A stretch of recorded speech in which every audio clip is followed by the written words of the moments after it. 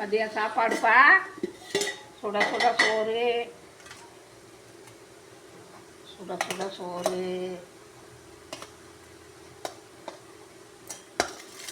அப்புறம் மாங்காய் பச்சடி, அப்புறம் வெண்டைக்காய் வறுவல்,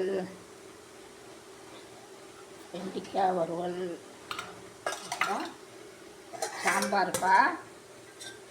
மாங்காய், முருங்கைக்காய், கத்திரிக்காய் எல்லாம் போட்டு ஒரு சாம்பார்.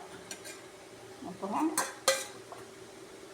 தயிர், மாம்பழம், ஒரு மாம்பழம். அப்புறம்ப்பா மாம்பழம்ப்பா. இதான்ப்பா இன்றைக்கி சாப்பாடு. தயிர் இருக்குது.